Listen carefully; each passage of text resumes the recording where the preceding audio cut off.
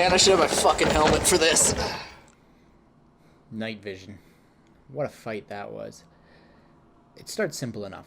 I had a rifle. A nice rifle.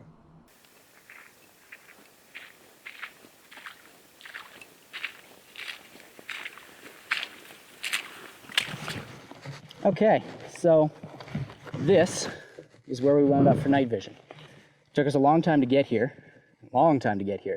Essentially started with the opportunity to buy a second-gen Nightvision monocular for a reasonable price, so I figured why not.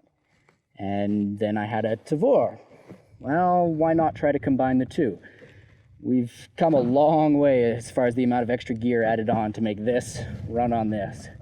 I mean, we're looking at a whole new rail up top to give us that full-length rail from Canada Ammo. Then we've got the Picatinny to tripod thread mount, because a Nightvision monocular won't have a pick mount and it won't have a reticle inside. So we've got our Eotech on a YHM riser. This is just your standard base Eotech, but you know what, it works, right?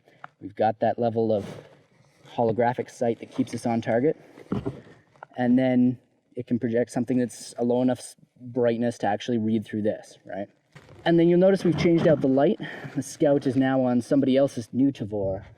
This is an in-force light, which I wasn't as keen on, but it was the only thing I could find that would do an IR illumination for a reasonable price fast, right? I picked this up literally this morning, so we're gonna try it out, see how it does.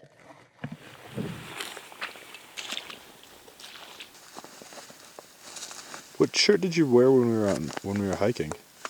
This shirt. Just that? Yeah. Did you have something over top of it? No. Oh, fuck.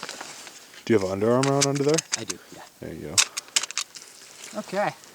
Kill the light.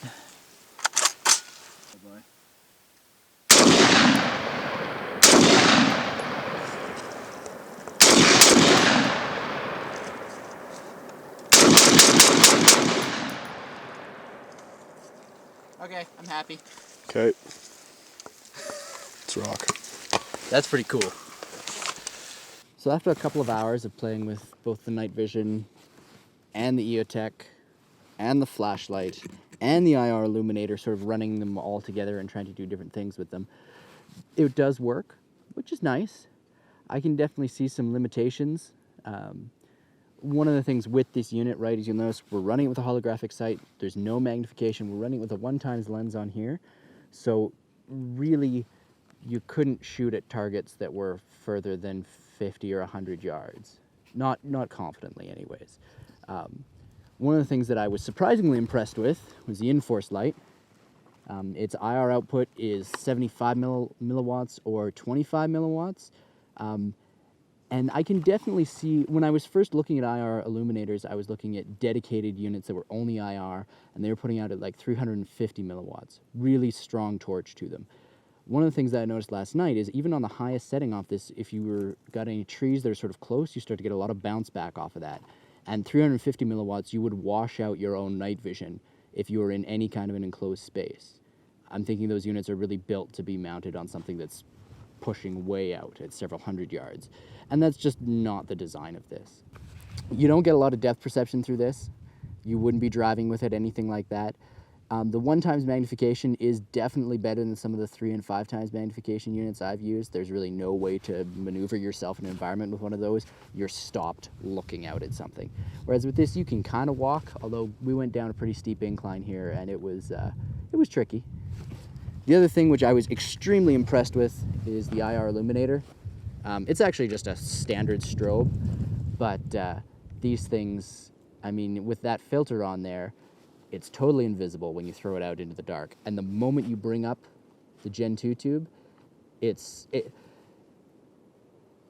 better than Black Hawk Down. It has that whole halo ring thing around it. You can identify the exact location of the unit, and you can identify it from a long ways off.